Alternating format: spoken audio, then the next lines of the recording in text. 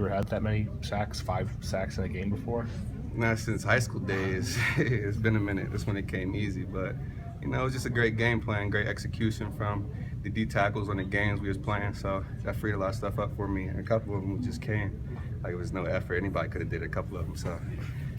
Coach Narduzzi said, he told us earlier that he didn't think anybody was able to block you today. Did you feel that yourself?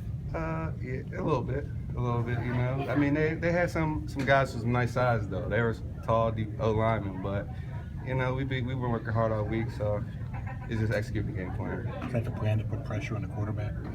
That's the plan every week. Sometimes it just don't go. When did you, get a feeling at any point that you could be in for a big day today? When I had 2 in the first half, I was telling people like, yeah, I got 2 more. I'm gonna get 2 more in the second half. I ended up with 3. So yeah, I was feeling kind of good and confident after the first half. It sort of reminded me a little bit of the Virginia Tech game. Did you guys ever get a sense that Louisville was, sort of feeling the pressure a little bit, that the quarterbacks were getting a little rattled by you guys being in the backfield so much? Well, it surprised me a couple of times because they held onto the ball. Like when we win our pressures early, you would think they would throw it away, but they were kind of holding it, and it was kind of throwing me for a loop. So it seems like they were just sitting ducks or something. But Do you think it would get a bit more difficult to get sacks after they change quarterbacks and the guy can run a little more? Yeah, I thought because he watched his tape, he's a really good scrambler. So when they put him in, I'm just telling everybody, just keep squeezing the pocket, don't let him run. Because he make people look stupid on film. So I'm like, that's not going to be us. Just make sure he don't scramble. When they were sort of coming back in the second half and they cut it to 8 points, did you guys ever get the feeling of like, oh no, here we go again, or did you sort of maintain confidence the whole time? No, we definitely didn't get that feeling. We just knew that the defense was going to be on the field for a couple more drives, and we had to stop them. We had to nut up, like Coach Harley said, just make a play. There were a few weeks in a row where teams were running the ball on you guys, but these last 2 weeks, especially the second half against Duke, and then today, I think Louisville had -1 yards rushing. Has something changed for you guys in the last couple of weeks, or what's kind of working more with your run defense? No, just as the season go on, and a lot of it, we just have heavy workload with classes and everything. We just had to get back to the fundamentals, basically. Back to playing how we used to play, how we started off the season, just squeezing when we're supposed to squeeze and taking the right footwork, and we really been pressing that, So 2 weeks we've been back on it.